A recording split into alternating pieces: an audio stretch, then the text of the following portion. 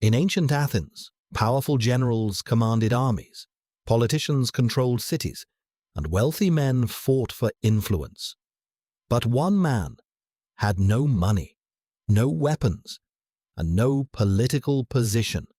He walked through the streets wearing simple clothes, asking questions that made kings, leaders, and ordinary citizens uncomfortable.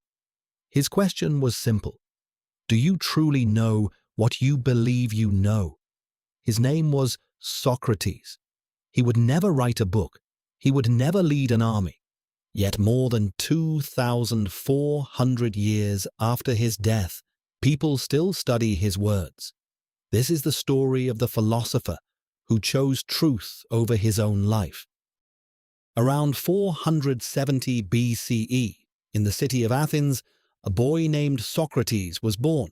His father was a stoneworker and his mother was a midwife. Socrates did not come from a royal family or a wealthy background.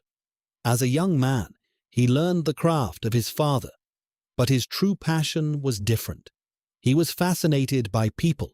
He wanted to understand. Why do humans make choices? What is a good life?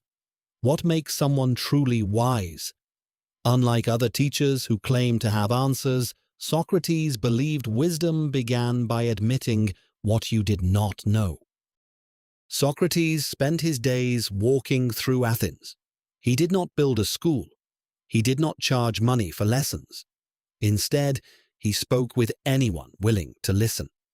In the marketplace, he questioned politicians, soldiers, artists, and craftsmen. He would ask, what is courage? What is justice? What is virtue? Many people believed they knew the answers, but Socrates' questions often revealed contradictions in their thinking.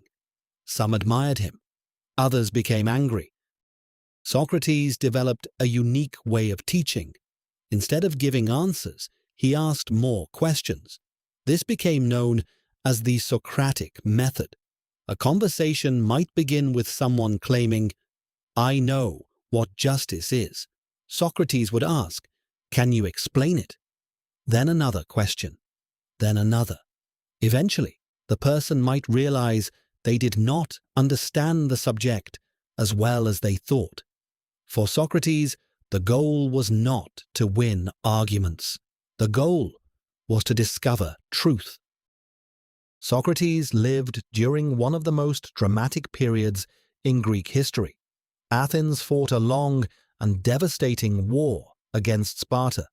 The city experienced political chaos, defeat, and internal struggles. Socrates served as a soldier and fought bravely in battles. Those who knew him described him as fearless, disciplined, and different from other men. But after the war, Athens became suspicious of people who challenged traditional ideas, and Socrates had many enemies. In 399 BCE, Socrates was brought to trial.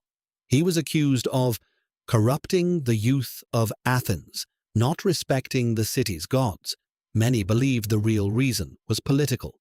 Socrates had embarrassed powerful people by questioning them. During his trial, he refused to beg for forgiveness. He said that a life without examining your beliefs was not worth living. The jury found him guilty. He was sentenced to death. Socrates' friends offered to help him escape from prison. They could have secretly taken him away from Athens. But Socrates refused. He believed that respecting the law was more important than saving himself.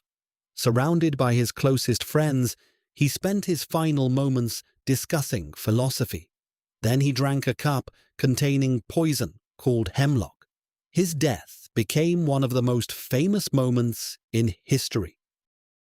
Socrates left behind no written books. Everything we know about him came from his students, especially Plato. But his influence became enormous.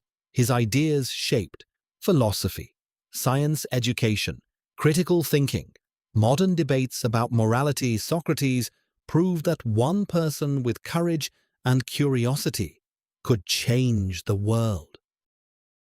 The city of Athens believed it could silence Socrates, but they were wrong. They could take his life. They could not destroy his ideas. More than 2,000 years later, his questions are still asked. What is truth? What is justice? What does it mean to live a good life? The man who owned almost nothing left humanity one of its greatest treasures, the courage to think.